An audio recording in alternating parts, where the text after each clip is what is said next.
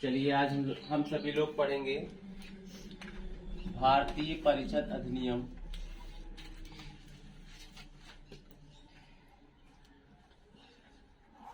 भारतीय परिषद अधिनियम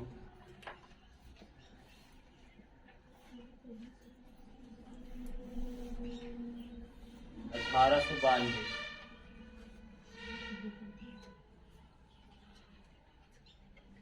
Indian council act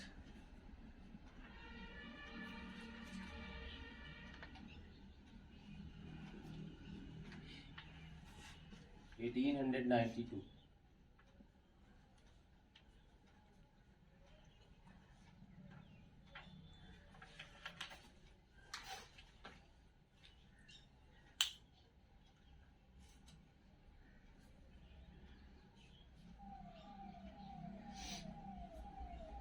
Indian council act 1892।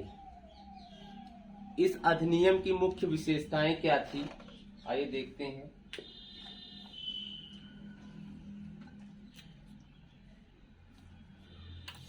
इस अधिनियम द्वारा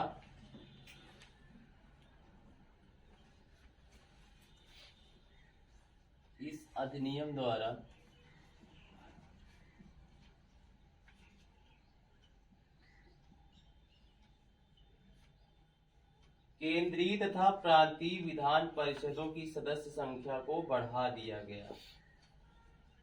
केंद्रीय तथा प्रांतीय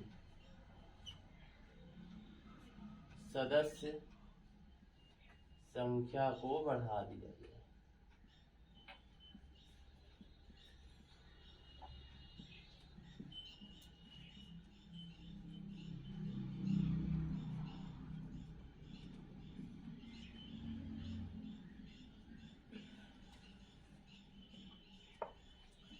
केंद्रीय विधान परिषद के संदर्भ में मैं दिख रहा हूं उसमें ठीक है।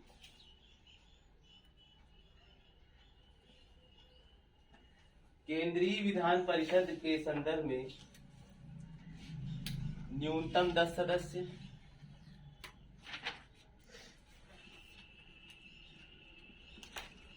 केंद्रीय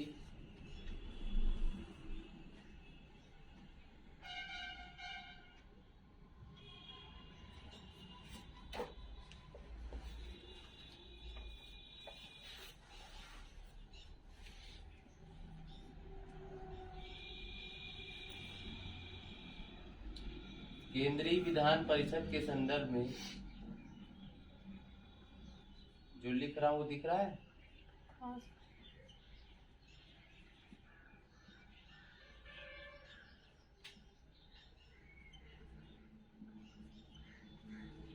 केंद्रीय विधान परिषद के संदर्भ में न्यूनतम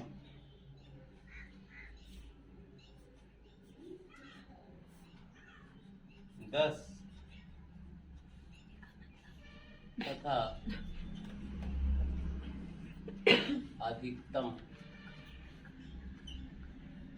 18 सदस्य। 18 नहीं है, 16।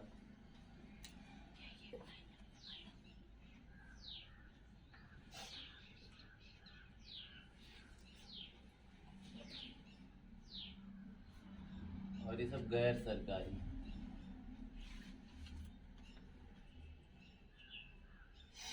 केंद्रीय विधान परिषद में न्यूनतम 10 तथा अधिकतम 16 गैर सरकारी सदस्य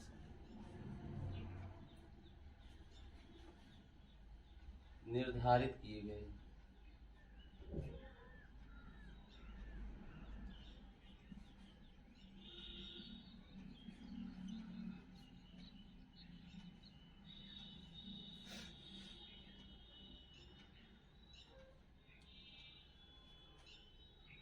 और इस अधिनियम की क्या विशेषता थी? परिषद के भारतीय सदस्यों को वार्षिक बजट पर बहस करनी। भारतीय सदस्यों को जो परिषद के भारतीय सदस्य थे,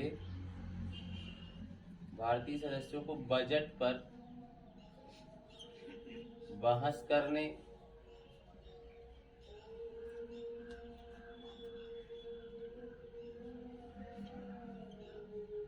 बजट पर बहस करने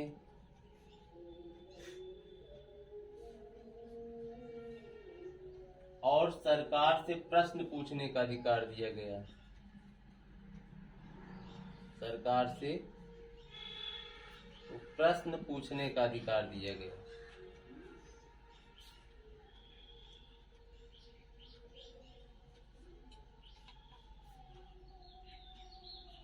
लेकिन जो अध्यक्ष है, परिषद का अध्यक्ष है,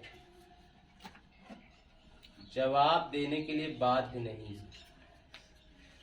जवाब देने के लिए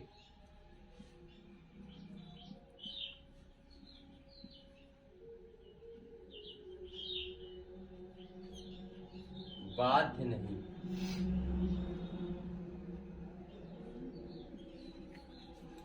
उसकी इच्छा होगी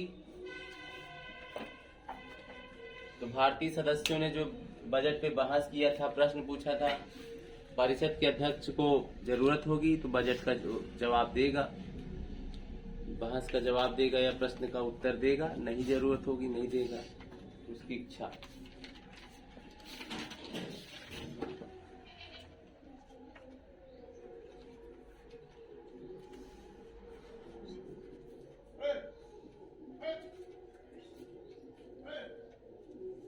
स्क्रीन कैसे दिखेगी?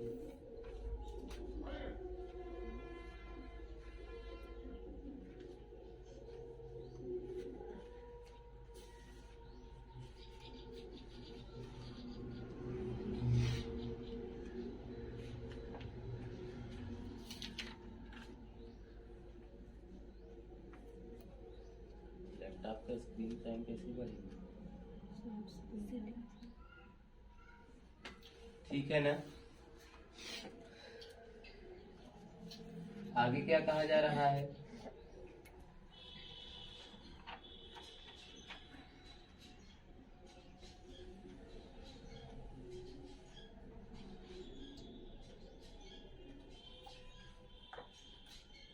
केंद्रीय एवं प्रांतीय विधान परिषदों में गैर सरकारी सदस्यों की नियुक्ति के अप्रत्यक्ष एवं सीमित चुनावी प्रावधान किए गए।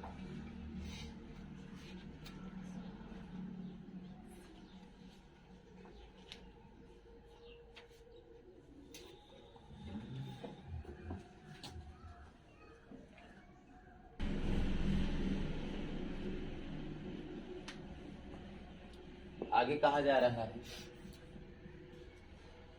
केंद्रीय एवं प्रांतीय, केंद्रीय एवं प्रांतीय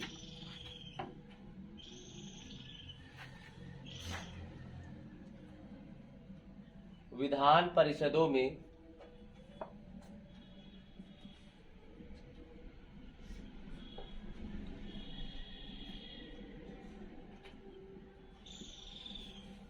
केंद्रीय एवं प्रांतीय विधान परिषदों में गैर सरकारी सदस्यों की नियुक्ति के अप्रत्यक्ष एवं सीमित चुनावी प्रावधान किए गए। गैर सरकारी सदस्यों की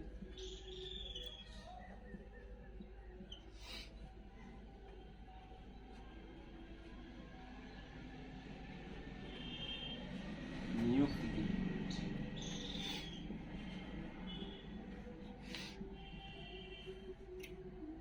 अप्रत्यक्ष एवं सीमित चुनावी प्रावधान किए गए।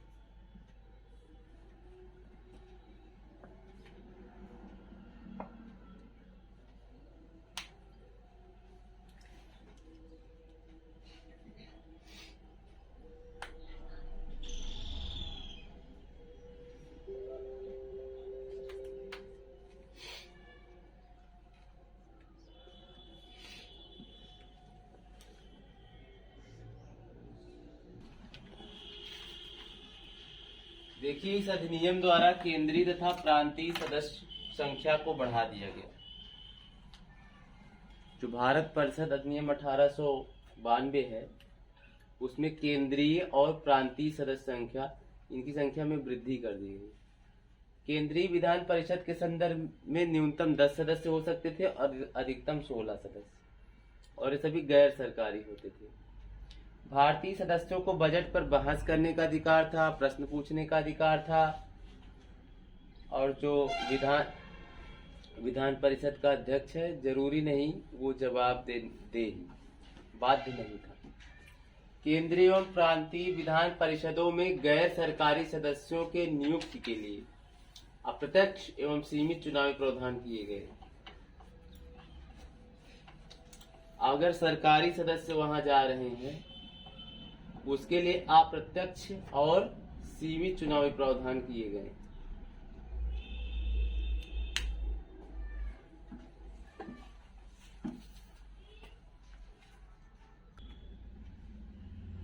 भारतीय परिषद अधिनियम मार्ले मिंटो सुधार 1909। इस अधिनियम द्वारा परिषद और उसके कार्य क्षेत्र का विस्तार किया गया।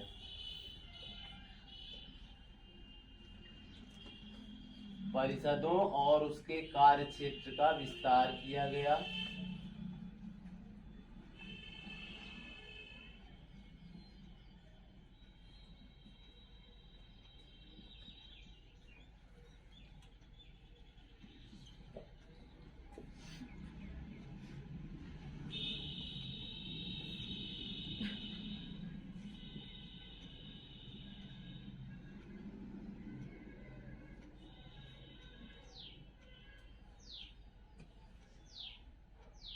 केंद्रीय विधान परिषद में सरकारी सदस्यों के बहुमत की व्यवस्था रखी गई। केंद्रीय विधान परिषद में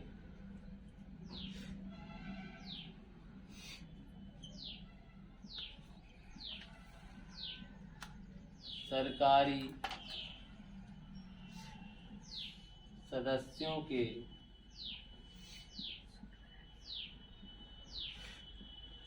बहुमत की व्यवस्था रखी गई।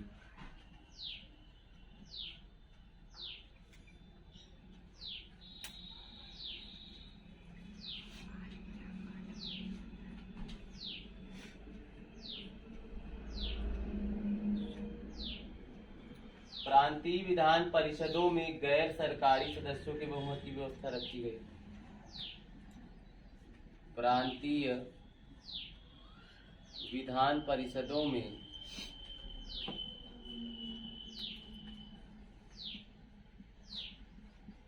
गैर सरकारी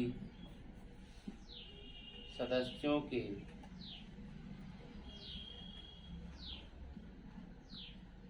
बहुमत की व्यवस्था रखी गई।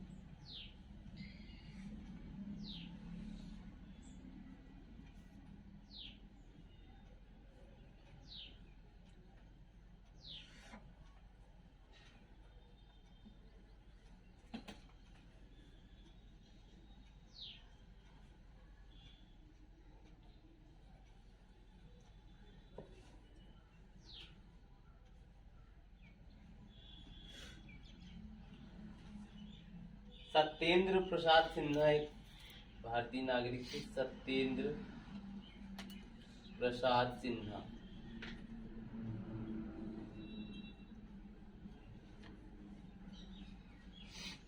वायसराय की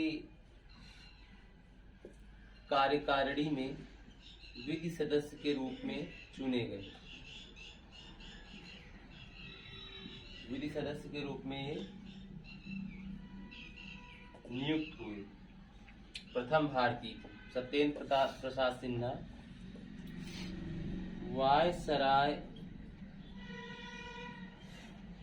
की कार्यकारिणी में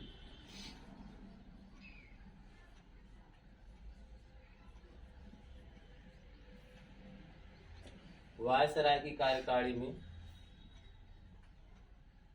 नियुक्त होने वाले प्रथम भारतीय थे। नियुक्त होने वाले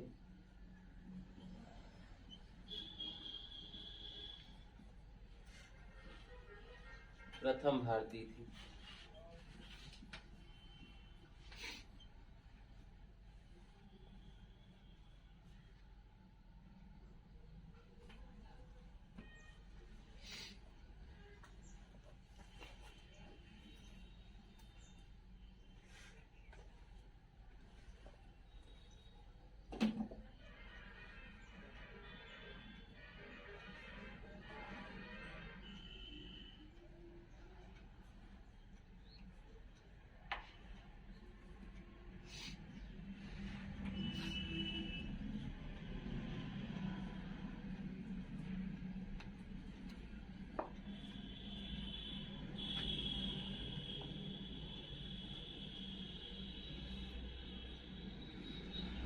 और क्या हुआ, विधान परिषद के जो सदस्य होते थे उनको बजट पर अंतिम रूप से प्रश्न पूछने का अधिकार मिला और बजट से पहले बजट पर वाद विवाद करने का अधिकार मिला। सदस्यों को बजट पर पूरक प्रश्न पूछने का अधिकार मिला। सदस्यों को बजट पर पूरक प्रश्न पूछने का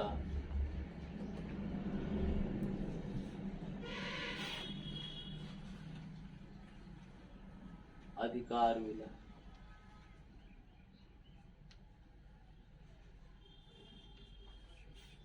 सदस्यों को बजट पर पूरक प्रश्न पूछने का अधिकार मिला।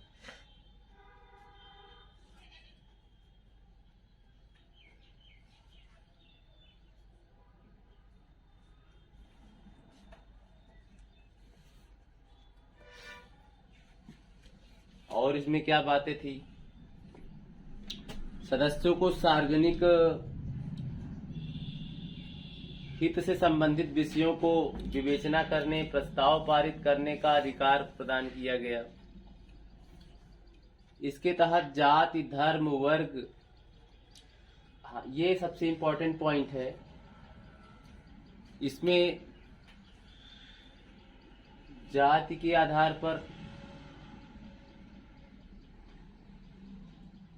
धर्म के आधार, वर्ग के आधार पर, धर्म के आधार पर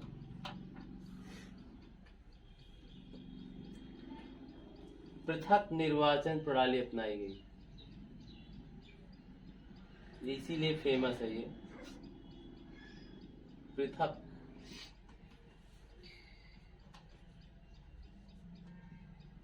निर्वाचन प्रणाली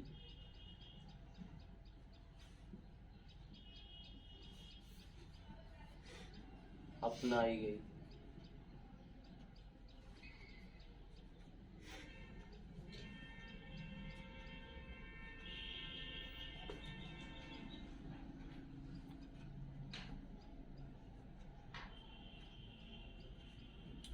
और क्या हुआ,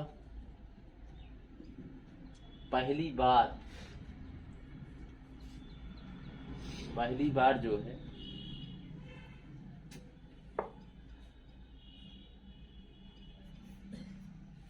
केंद्रीय विधान परिषद में, केंद्रीय विधान परिषद में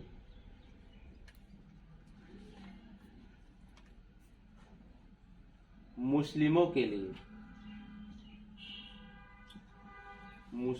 लिए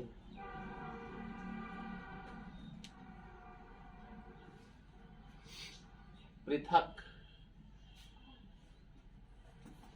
निर्वाचन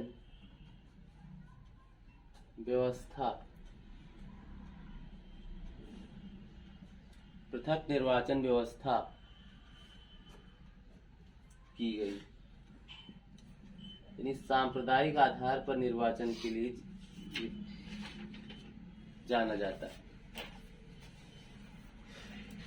इस समय क्या थे? Lord Minto. Lord Minto Bharat के वायसराय थे। वायसराय का क्या नाम था? Lord Minto. और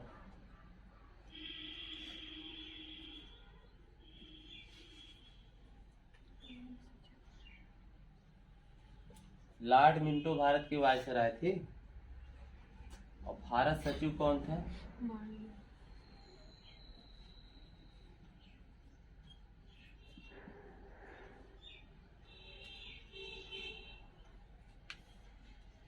लॉर्ड जॉन मार्ले। जॉन मार्ले भारत के राज्य सचिव।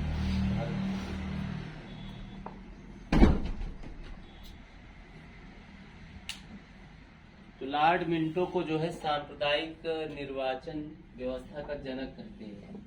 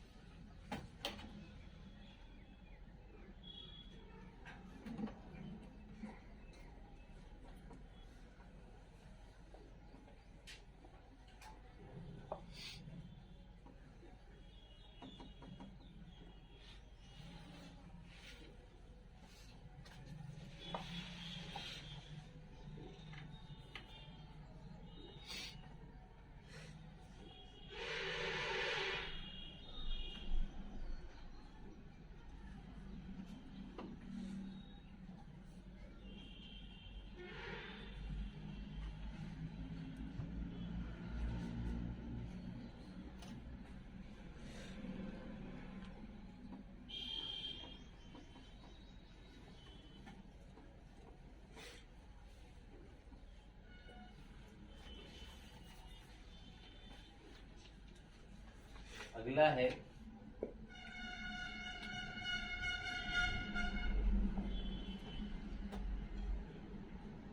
भारत शासन अधिनियम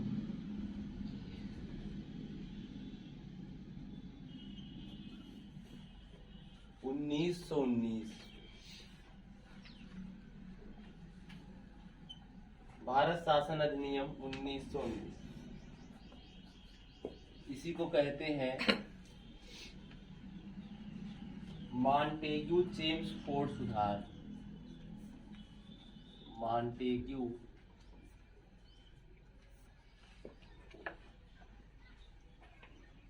चेम्सफोर्ड सुधार।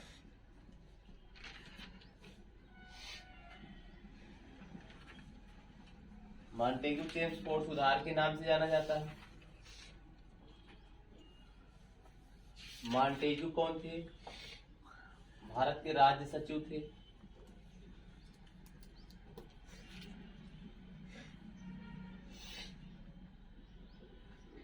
और चेम्सफोर्ड कौन थे?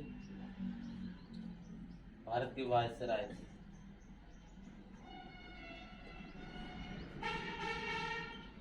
आइए देखते हैं इस अधिनियम की मुख्य बातें क्या थी।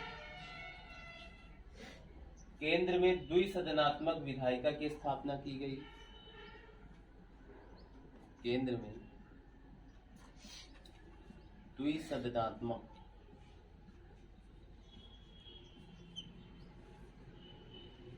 विधायिका की स्थापना की गई।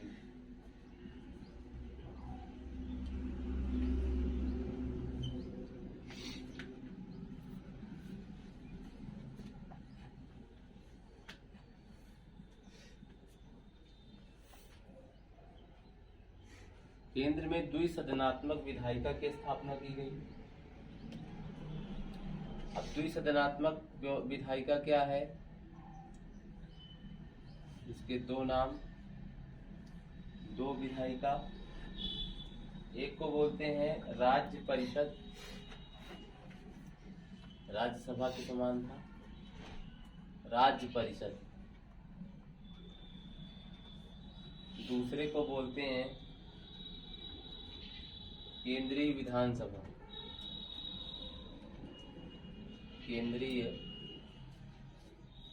विधानसभा।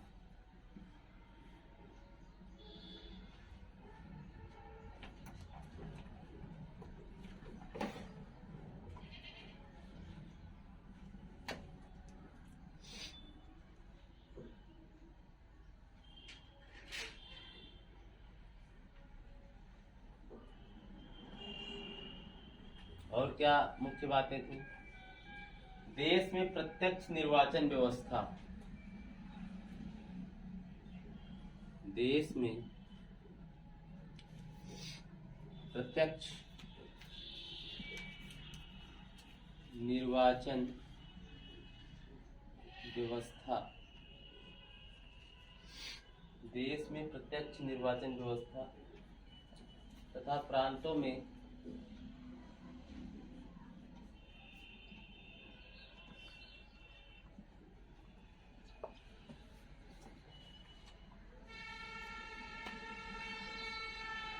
द्वैध शासन प्रणाली लागू की गई।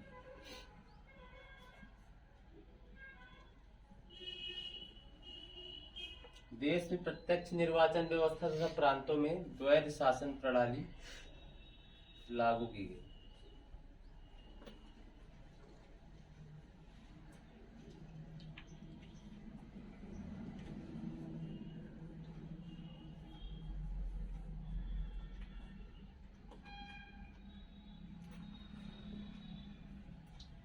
अब यहाँ पर क्या हो रहा है, प्रांतीय विषयों को दो भागों में बांट दिया जाएगा। प्रांतीय विषय, इसको दो भागों में बांट देंगे।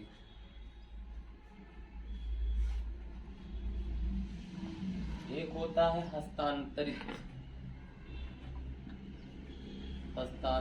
विषय,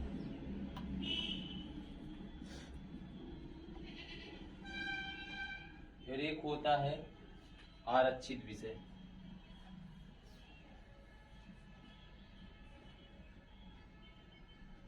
एक विषय है हस्तांतरित, दूसरा है आरक्षित।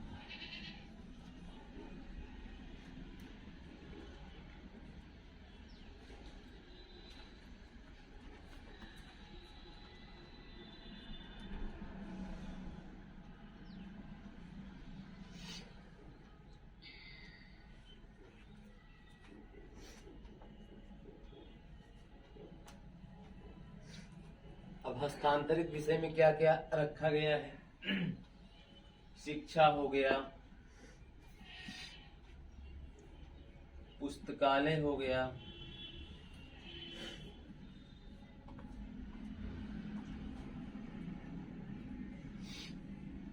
स्थानीय स्वायत्त शासन हो गया, स्थानीय स्वायत्त शासन,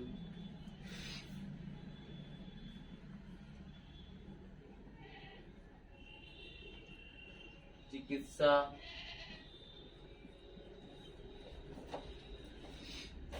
हो गया,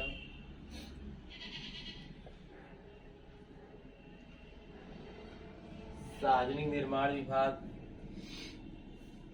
सार्वजनिक निर्माण विभाग,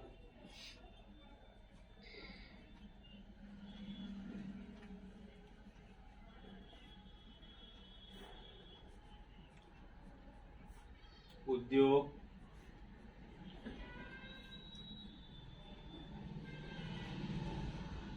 सार्वजनिक मनोरंजन पर नियंत्रण,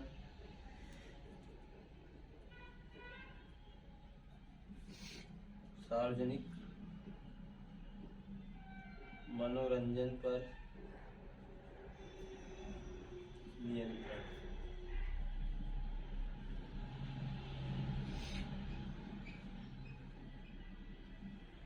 ये सब विषय थे। ये सब ऐसे विषय थे जो हस्तांतरित विषय होता है वो गवर्नर देखता था मंत्रियों की सहायता से। इसको कौन देखेगा?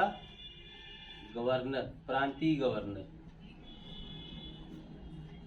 इन सारे विषयों को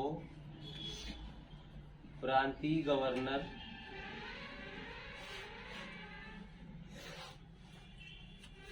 विधान परिषद के प्रति उत्तरदायी मंत्रियों की सहायता से देखता था। विधान परिषद के प्रति उत्तरदायी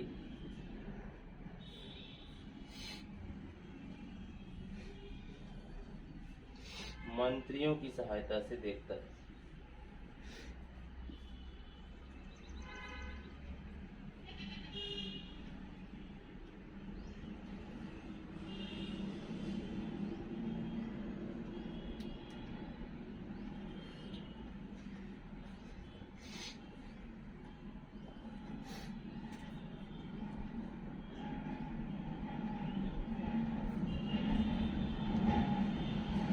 और एक था आरक्षित विषय। आरक्षित विषय को हम लोग यहाँ देख लेते हैं। आरक्षित विषय,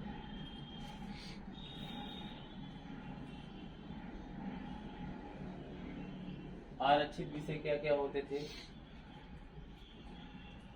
रक्षा हो गया,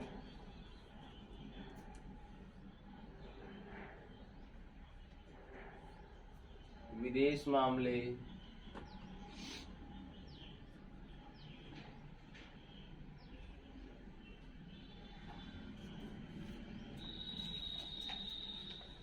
वित्त,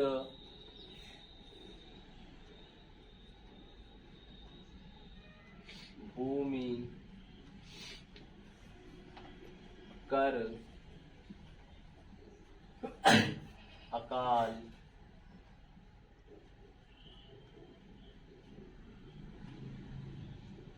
अकाल सहायता,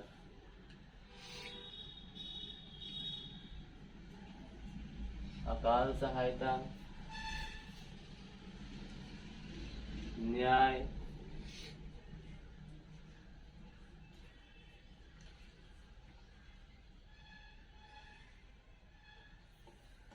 पुलिस,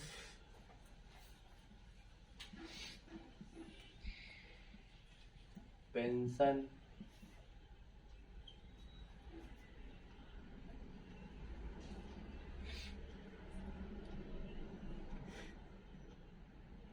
छापा खाना,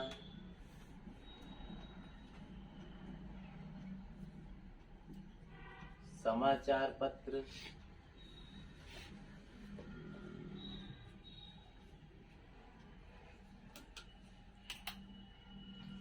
सिंचाई जलमार्ग कारखाना, सिंचाई जलमार्ग कारखाना,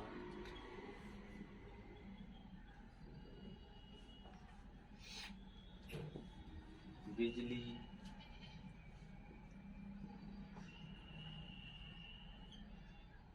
गैस,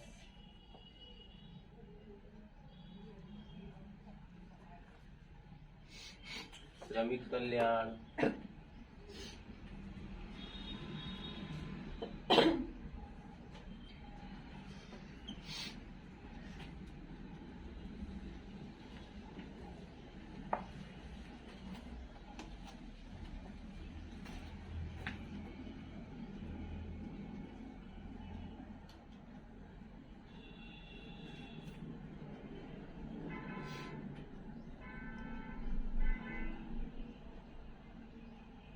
औद्योगिक विवाद,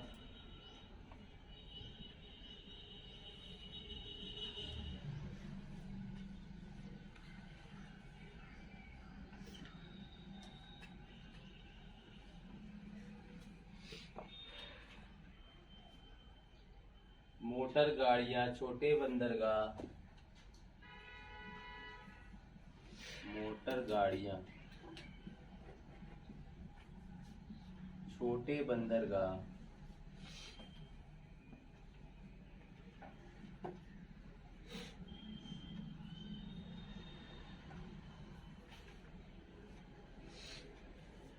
एवं सार्वजनिक सेवाएं आदि। एवं सार्वजनिक सेवाएं आदि।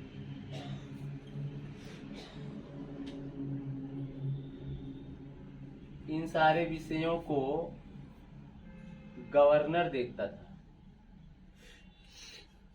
किसकी सहायता से देखता था?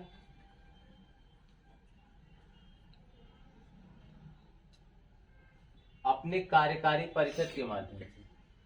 गवर्नर अपने कार्यकारी परिषद के सदस्यों के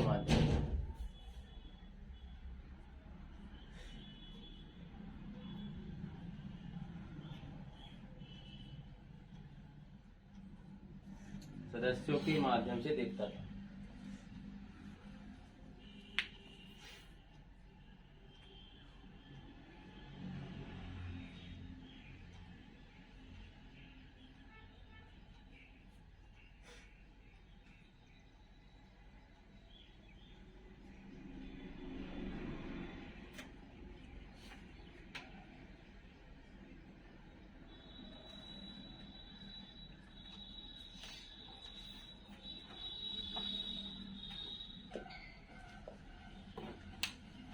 आइए एक बार देख लेते हैं भारत शासन अधिनियम 1919 की मुख्य बातें।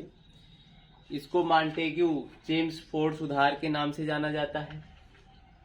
मॉन्टेग्यू उस समय भारत के राज्य सचिव थे, चेम्सफोर्ड वायसराय थे। केंद्र में द्विसदनात्मक व्यवस्था विधायिका की स्थापना की गई। एक को राज्य परिषद कहते थे, एक को केंद्रीय विधानसभा कहते थे, सेंट्रल लेजिस्लेटिव असेंबली। देश में प्रत्यक्ष निर्वाचन व्यवस्था लागू की गई। प्रांतों में द्वैध शासन प्रणाली लागू की गई। अब द्वैध शासन प्रणाली क्या है, आइए देखते हैं। तो प्रांतीय विषयों को क्या किया गया है? द्वैध शासन का मतलब हुआ, द्वैध शासन का क्या मतलब हुआ? ये भी प्रश्न यूपीएससी में पूछा जाता है कि द्वैध शासन का क्या मतलब हुआ। द्वैध शासन का मतलब हुआ कि प्रांतीय विषयों को दो भागों में बांट देना, एक हस्तांतरित विषय और दूसरा आरक्षित विषय। ये बात आपको समझ में आनी चाहिए। द्वैध शासन का मतलब क्या होता है कि प्रांतीय विषयों को दो भागों में बांट देना, एक हस्तांतरित विषय और दूसरा आरक्षित विषय। अब हम देखते हैं हस्तांतरित विषय में क्या क्या आता है। शिक्षा, पुस्तकालय, स्थानीय स्वायत्त शासन, चिकित्सा, सार्वजनिक निर्माण विभाग, उद्योग, सार्वजनिक मनोरंजन पर नियंत्रण आदि। देखिए मकसद क्या है ये दो भागों में बांटने का। प्रांतीय विषय को दो भागों में बांटने का क्या मकसद है? मकसद ये है कि इतनी विशाल जनसंख्या को कंट्रोल करना है। हस्तांतरित विषय के अंतर्गत कुछ ऐसे विभाग रख दिए गए जो गवर्नर जो है विधान परिषद के प्रति उत्तरदायी मंत्रियों की सहायता से देखता था। अब इसमें ज्यादातर भारतीय मेंबर्स होंगे। ये सब क्या कर रहे हैं, एक प्रकार से ऐसे विषयों का संचालन कर रहे हैं जिससे देश में व्यवस्था बनी रहे, प्रांत में व्यवस्था बनी रहे। पर प्रांत में कंट्रोल किसका रहेगा? गवर्नर का यानी वायसराय का या ब्रिटिश शासन का। कैसे? क्योंकि आरक्षित विषय में देखिए सारे महत्वपूर्ण विषय हैं, जैसे कि रक्षा हो गया, विदेश मामले हो गए, वित्त हो गया, भूमि हो गया, कर हो गया, अकाल सहायता हो गया, न्याय हो गया, पुलिस पेंशन हो गया, छापा खाना हो गया, समाचार पत्र हो गया, सिंचाई, जलमार्ग, कारखाना, बिजली, गैस, श्रमिक कल्याण, औद्योगिक विवाद, मोटर गाड़ियां, छोटे बंदरगाह एवं सार्वजनिक सेवाएं। जितने महत्वपूर्ण चीजें थे, सबसे महत्वपूर्ण रक्षा है। इन सब पे किसका कंट्रोल है? गवर्नर का। किसके माध्यम से गवर्नर ये सब चला रहा है? कार्यकारी परिषद के माध्यम से। यानी सारे महत्वपूर्ण विभाग अंग्रेजों ने स्वयं की मुट्ठी में लिया था कंट्रोल करने के लिए। तो इस तरह से शासन चलाना और भी आसान हो गया। भारत शासन अधिनियम 1919 अगर कहें तो ये भारतवासियों के प्रति और कड़ाई से जो है ब्रिटिश हुकूमत चलाई जा सके, इसी के लिए लाया गया था। आइए इसमें कुछ और भी महत्वपूर्ण चीजें हैं, देख लेते हैं।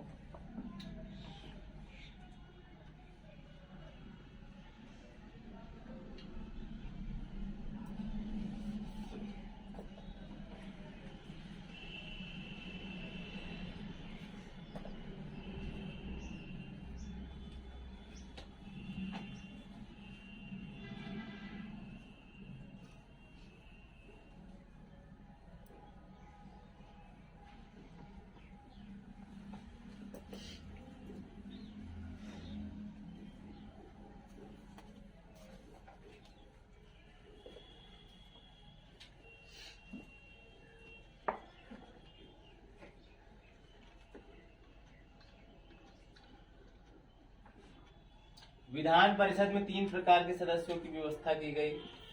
जो विधान परिषद है,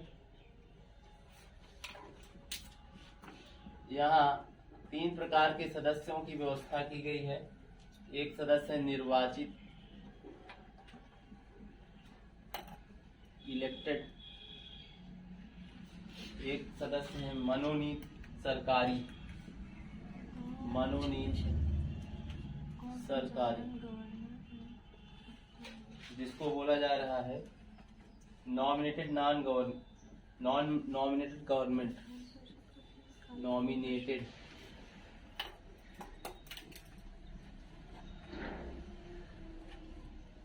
गवर्नमेंटल।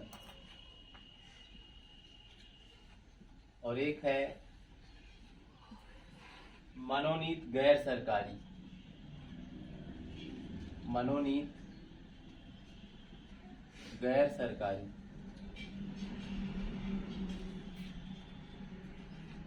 मनोनीत गैर सरकारी।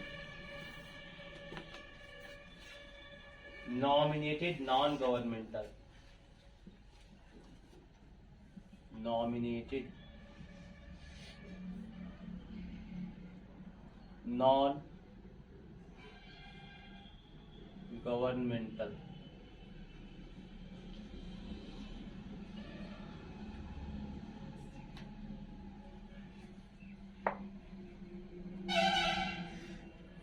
आगे क्या बात कही जा रही है?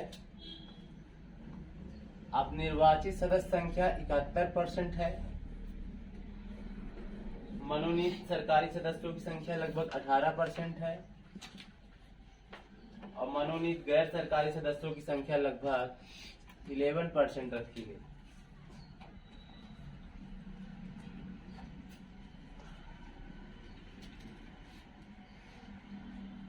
सीमित मताधिकार की व्यवस्था थी, सीमित मताधिकार। और सांप्रदायिक निर्वाचन मंडल, सांप्रदायिक निर्वाचन मंडल की व्यवस्था।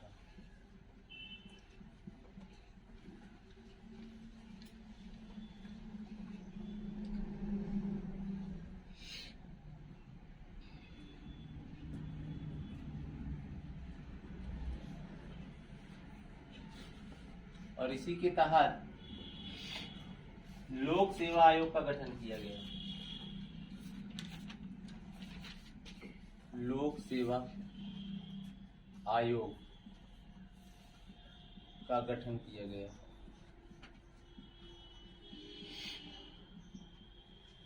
लोक सेवा आयोग का गठन किया गया।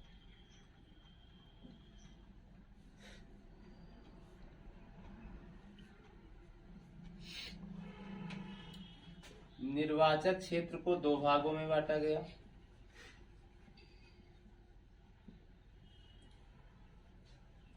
एक था सामान्य,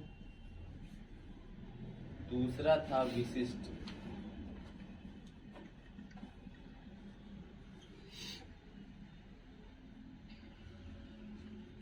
सामान्य वर्गों में क्या क्या आते थे? हिंदू, मुस्लिम, सिख, ईसाई।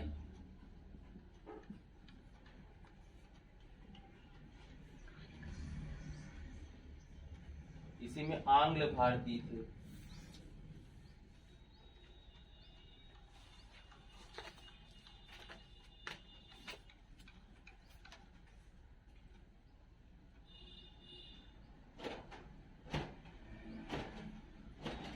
आंग्ल भारतीय भी था। और विशिष्ट में कौन कौन था? भूस्वामी हुआ करते थे इसमें।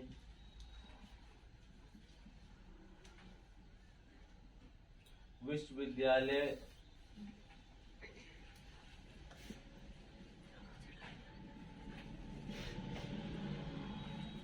विश्वविद्यालयों के मंडल, व्यापार मंडल, इन सबको इसमें शामिल किया जाता है।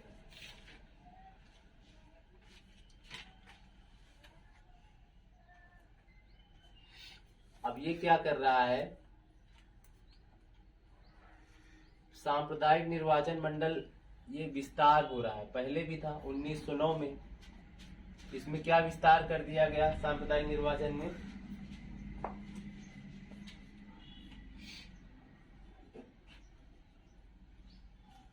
मतलब इसमें अब सिख, अभी तक मुस्लिमों के लिए सिर्फ पृथक निर्वाचन था।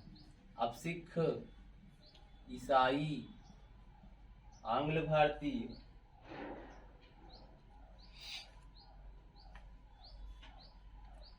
आंग्ल भारतीय और यूरोपीय, इन सभी के लिए पृथक निर्वाचन व्यवस्था की विस्तार कर दिया गया। पहले मुस्लिमों के लिए अकेले था।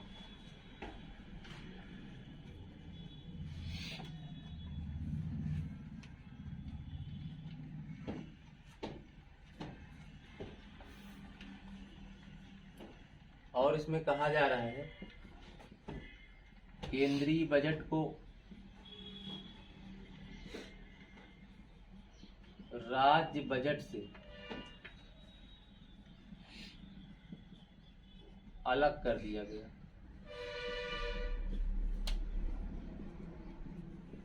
केंद्रीय बजट को राज्य बजट से अलग कर दिया गया।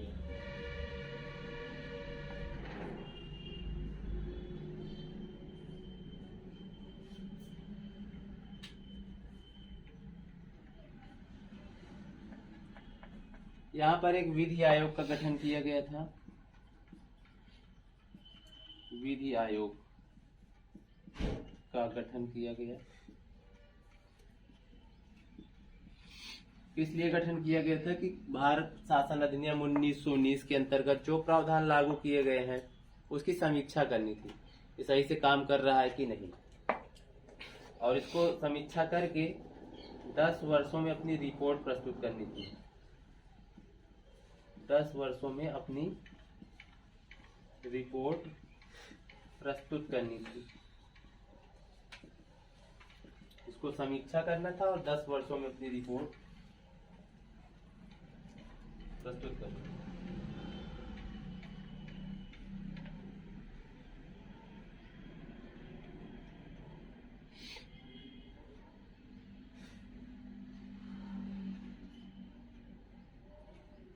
इसमें महिलाओं के लिए पहली बार मत देने का अधिकार, महिलाओं को सीमित मताधिकार, महिलाओं को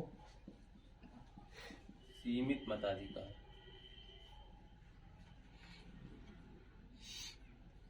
ऐसा कर सकते हैं कुछ महिलाओं को, सभी नहीं, कुछ महिलाओं,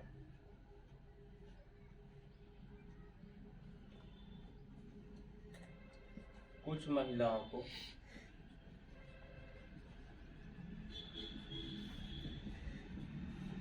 मताधिकार का प्रयोग करने दिया गया था। मताधिकार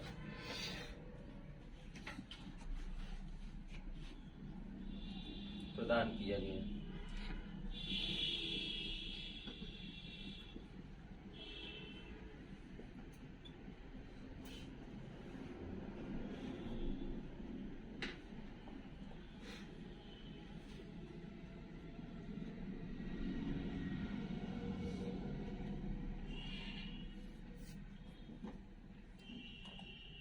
तो इस तरह से आज हम सभी लोगों ने भारत शासन अधिनियम देखा।